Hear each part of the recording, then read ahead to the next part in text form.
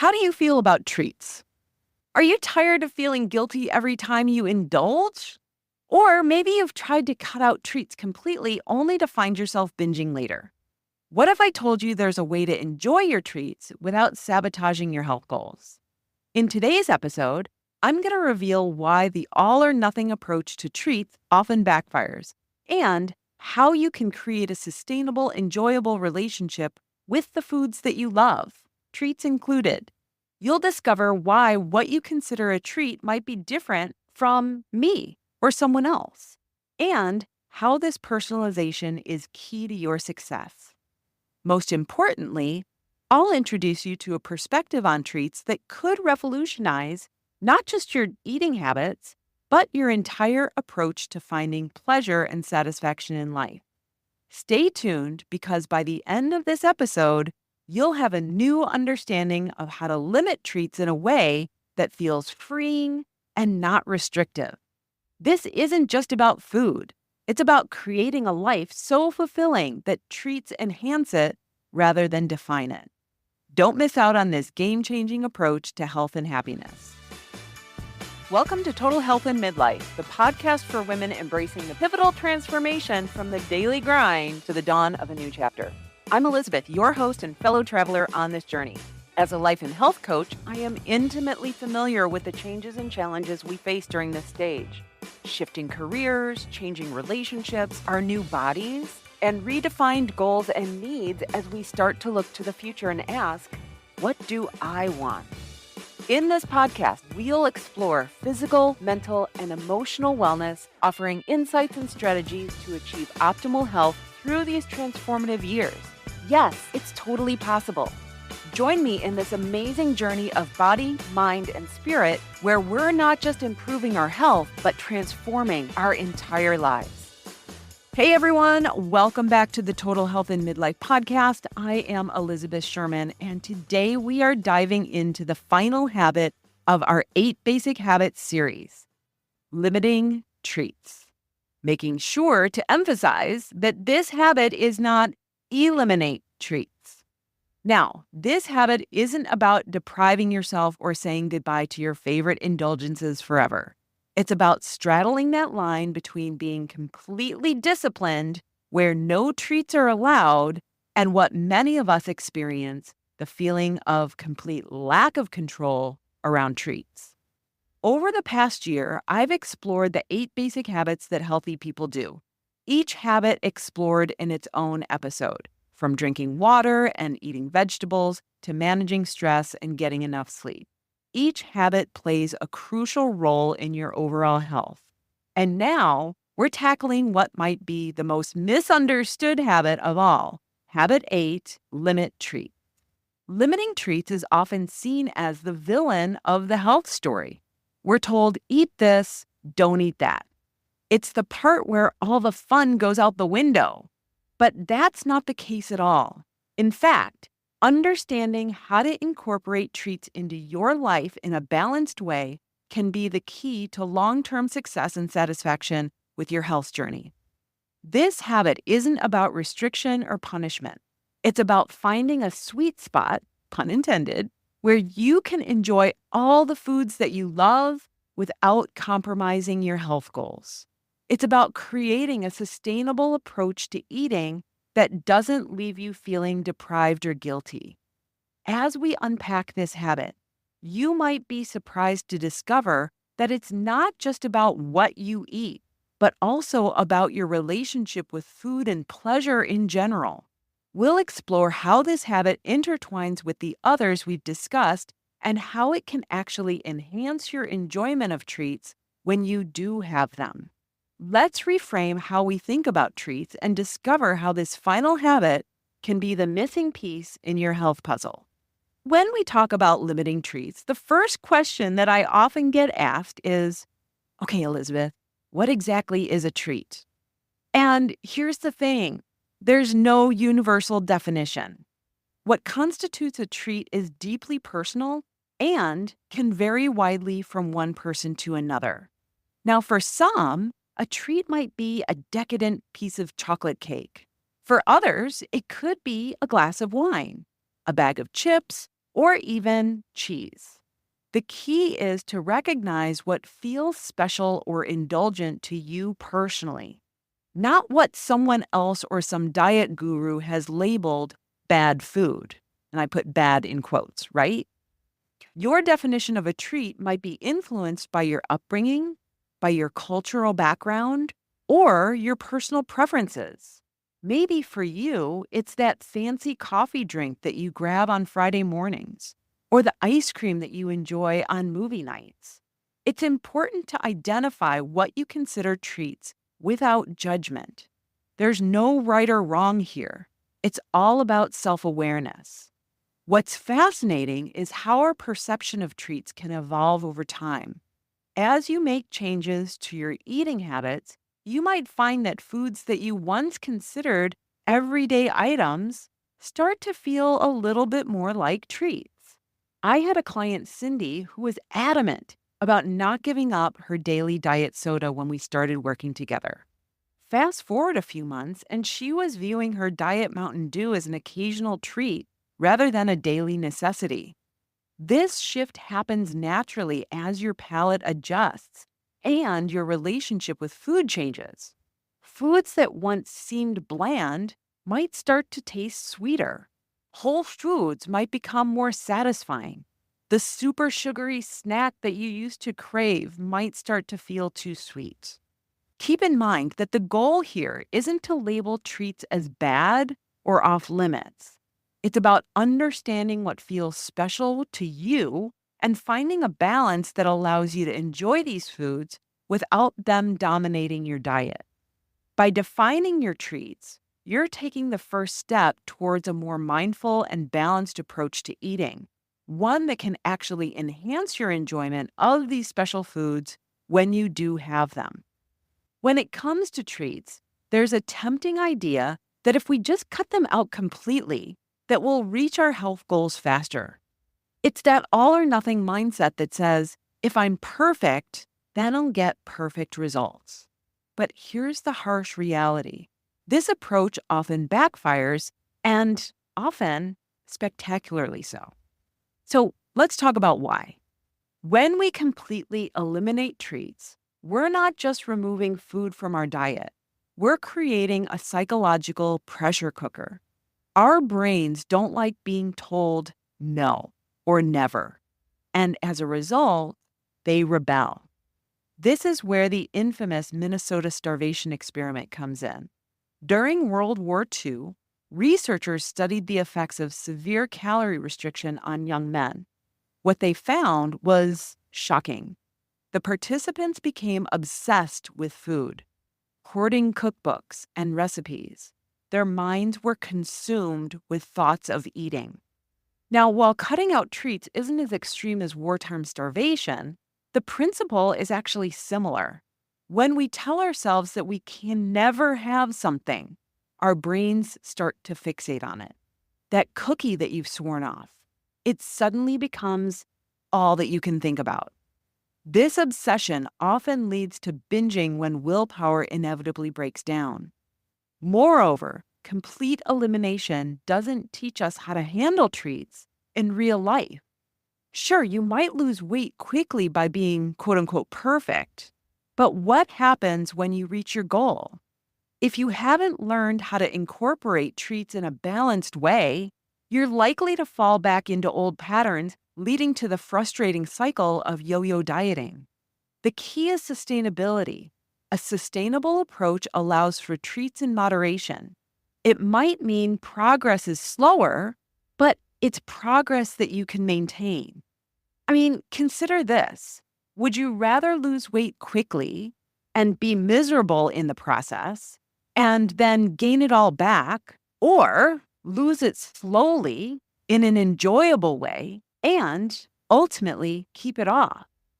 By allowing treats in a controlled manner, you're not just working towards your health goals, you're building a lifestyle that you can actually live with. You're learning how to enjoy foods you love without letting them derail your progress. This balanced approach helps you to develop a healthier relationship with food, free from the guilt and obsession that often comes with strict elimination. The goal isn't to be perfect, it's to be consistent, balanced, and happy with your choices. That's the path to true, lasting health. So we've established that completely cutting out treats isn't the answer. But how do we actually go about limiting them in a way that's both effective and sustainable? The key is a gradual approach. Think of it as gently turning down the volume rather than abruptly unplugging the speakers. Let's start with a real life example. So, imagine that you're in the habit of eating 5 Oreos every day after lunch. The all or nothing approach would tell you to go cold turkey. No more Oreos. You've sworn it off, period. But we know that that's likely to backfire. Instead, let's look at how we could taper this habit. You might start by reducing your daily Oreo intake from 5 to 4.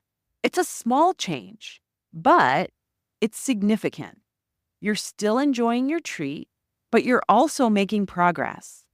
After a week or two, when this new pattern feels normal, you might reduce it to 3 Oreos, and then 2, and then eventually 1. The beauty of this approach is that it respects your current habits and preferences while gently steering you towards your health goals. Your taste buds and your habits have time to adjust. You're not fighting against a tidal wave of cravings. You're slowly redirecting the flow. Now, you might be thinking, but Elizabeth, won't I still be craving those extra Oreos? And you're right. At first, you probably will. But here's where things get interesting.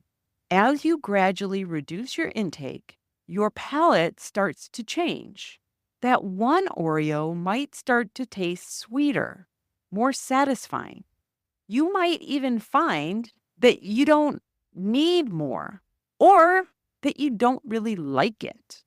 When I started working with my client Cindy, again, she was adamant that she wasn't willing to give up her daily soda. It was diet soda after all, and she didn't see it as a problem. Of course, I didn't push her. I meet my clients where they are, and forcing change rarely works. Instead, we focused on other aspects of her diet and lifestyle. I knew that when she was ready to address her soda habit, that she would do it. So as Cindy started incorporating more water and eating more vegetables and balancing her meals with protein, something interesting happened. She began to notice that her soda didn't taste quite as good as it used to. She found herself reaching for it less often. By the end of our time together, Cindy had naturally reduced her soda intake. What's more, she now views her Diet Mountain Dew as an occasional treat rather than a daily necessity. This change wasn't forced. It evolved naturally as her overall diet and palate changed. This gradual approach works because it aligns with how our brains and bodies actually adapt to change. It's not about willpower or discipline. It's about slowly shifting your habits and preferences in a direction that supports your health goals. The goal isn't to never have treats. It's to find a balance where treats enhance your life without dominating it. By taking a gradual approach, you're not just changing what you eat. You're changing your relationship with food. You're learning to savor and appreciate treats more fully rather than consuming them mindlessly out of habit. So, as you think about limiting treats in your own life, consider this. What small step can you take today? Can you reduce the portion size slightly? Can you enjoy your treat more mindfully? Can you space out your treats a bit more? Start small, be patient with yourself, and watch how these tiny changes add up over time. Limiting treats isn't an isolated habit. It's deeply interconnected with the other 7 basic habits that we've discussed in this series. When we understand these connections, we can create a powerful synergy that makes healthy living feel less like a chore and more like a natural flow. Let's start with eating protein and getting enough sleep. When we are well rested and our meals are balanced with protein, we are less likely to experience the energy crashes that often lead to craving sugary treats. Protein helps stabilize our blood sugar, while good sleep regulates our hunger hormones. Together, they create a stable foundation that reduces the urge to reach for quick energy fixes. Stress management also plays a crucial role too. How many times have you reached for a treat when you're feeling overwhelmed or anxious? By developing healthy stress management techniques, we are less likely to use food as an emotional crutch. Drinking water and eating vegetables might seem unrelated to treating, but they are actually powerful food allies. When we're well hydrated and filling our plates with nutrient dense vegetables, we're naturally more satisfied. This satisfaction can help curb cravings and make treats feel more like a choice rather than a necessity. As we move into midlife, the connection between our treats and how we feel becomes even more pronounced. That glass of wine that used to help you unwind might now start causing insomnia. And the cheese plate that you love might be contributing to joint pain. Sugar and refined flour could be triggering hot flashes and night sweats. Even your favorite chips might be causing inflammation that you didn't experience before. This is key to my teachings. We want our food to uplift and support a healthy, full life. We don't want our food to be the reason that we feel bad. It's about understanding that what we eat impacts every aspect of our well being. By focusing on these interconnected habits, we create an environment where limiting treats becomes easier and more natural. We're not just arbitrarily cutting back. We're building a lifestyle where we naturally gravitate towards choices that make us feel good. Don't forget that the goal isn't to achieve perfection in all these areas at once. It's about recognizing how they work together and making small improvements across the board. And as you do this, you might find that your desire for treats naturally shifts, aligning more closely with what truly serves your body and your life. Let's talk about the emotional aspects of treating ourselves. Because let's face it, we don't just reach for treats because we're hungry. More often than not, treats are our go to source for a quick hit of pleasure, comfort, or escape. So think about it. When was the last time you craved a cookie because you were hungry? Probably never. But I bet you can recall countless times when you've reached for a treat because you were stressed, bored, or simply wanted to feel good for a moment. This is where things get interesting and challenging. Treats often become our default way of injecting pleasure into our lives. They're easy because they're accessible and they work, at least in the short term. But here's the $1,000,000 question. What void are these treats really filling? Are they a stand in for relaxation in a hectic life? Are they providing a moment of indulgence in a day that feels like it's full of sacrifice? Are they a quick escape from stress or uncomfortable emotions? Understanding the role treats play in your emotional life is crucial to changing your relationship with them. I have a saying that I often share with my clients. It's, if the best part of your day is chocolate cake, we need to fix your day. And it's not about demonizing the chocolate cake. It's about recognizing that if food is your primary source of pleasure and satisfaction, there might be other areas of your life that need attention. And this is where the real work begins. It's about creating a life that's more satisfying than any treat could ever be. It's about finding sources of pleasure, relaxation, and fulfillment that nourish your soul, not just your taste buds. Maybe it's rediscovering a hobby that you've neglected. Perhaps it's nurturing meaningful relationships or setting aside time for activities that truly light you up. It could be as simple as creating moments of peace in your day or as profound as reconnecting with your life's purpose. When you start filling your life with these non food sources of pleasure and satisfaction, something magical happens. Treats start to take their proper place in your life. They become what they were always meant to be, occasional indulgences that enhance your life rather than crutches that you lean on for emotional support. This shift doesn't happen overnight, and it's not always easy. It requires self reflection, honesty, and sometimes facing the uncomfortable truths about our habits and our coping mechanisms. But the payoff is enormous.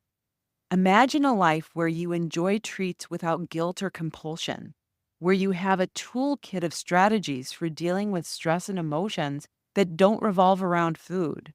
As you work on limiting treats, I encourage you to simultaneously work on enriching the other areas of your life. Ask yourself, what brings me joy? What makes me feel alive? What have I been putting off that I know would make me feel good? The goal isn't to never have treats. It's to create a life where treats enhance your happiness rather than serve as your primary source of it.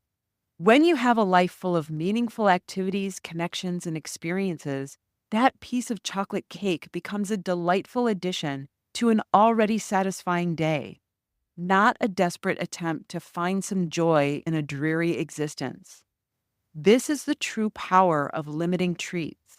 It's not just about what you're eating less of, but rather what you're making room for in your life. It's about creating a life that's sweeter than the dessert could ever be. So let's talk about the real world challenges of limiting treats because let's face it, this isn't always a smooth ride. One of the biggest hurdles that you'll face is dealing with cravings and ingrained habits. These aren't just about willpower, they're deeply rooted in your brain's reward system and years of conditioning.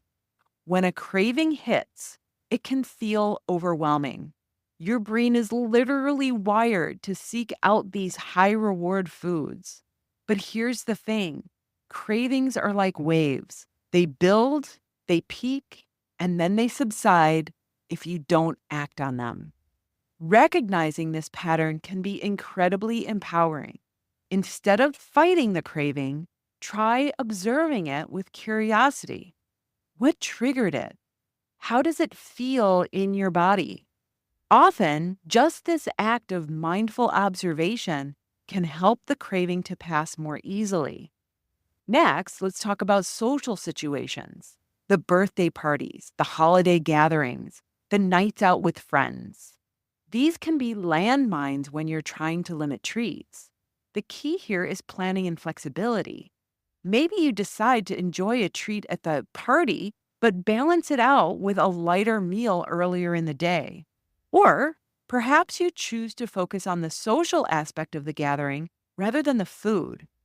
The goal here is progress, not perfection. Maintaining progress long term is where many people stumble. The initial motivation wears off, old habits creep back in, and before you know it, you're back where you started. This is where the real work of habit change comes in. It's not about white knuckling your way through each day. It's about gradually reshaping your lifestyle so that limiting treats becomes your new normal. One effective strategy is to regularly check in with yourself. How do you feel when you're eating fewer treats? How's your energy, your sleep, your mood?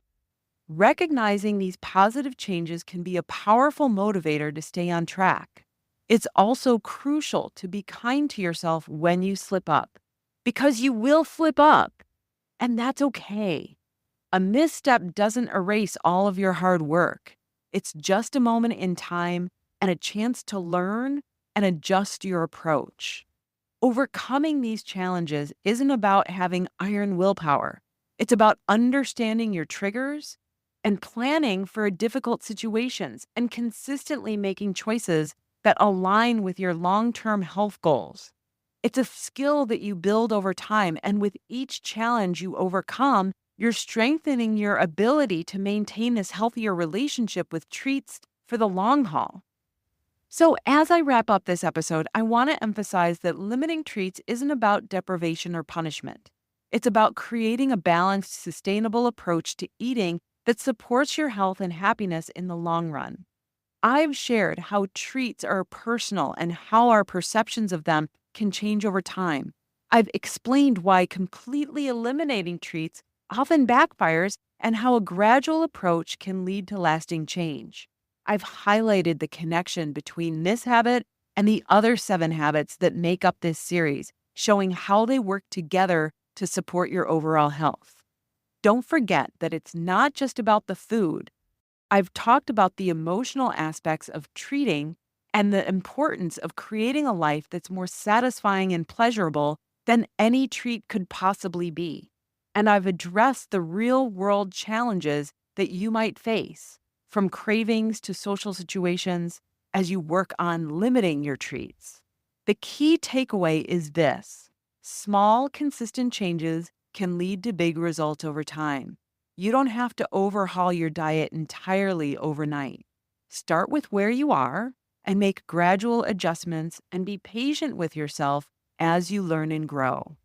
If you're ready to create a life that's better than chocolate cake, but you feel like you need more personalized support, I can guide you through the process of limiting treats in a way that's tailored to where you are right now and where you want to go. I can help you put together a plan that not only helps you achieve your health goals, but also enhances your overall quality of life. To explore how we can work together, visit elizabethsherman.com/call to schedule a consultation. Remember, you don't have to do this alone. I can help you to create a healthier, more balanced relationship with treats and with food in general. That's all I have for you right now. Have an amazing day. I'll talk to you next time. Bye bye. Thank you for tuning in today. Now, if you enjoy the podcast and are ready to take the next step in addressing your health concerns, I would love to invite you to schedule an I Know What to Do, I'm Just Not Doing It strategy call. In this 60-minute session, we will explore what's holding you back and create a personalized action plan. You will gain clarity, support, and practical steps to move you forward. Visit elizabethsherman.com/call to book your call now. You can transform your health, and I would love to be there to help.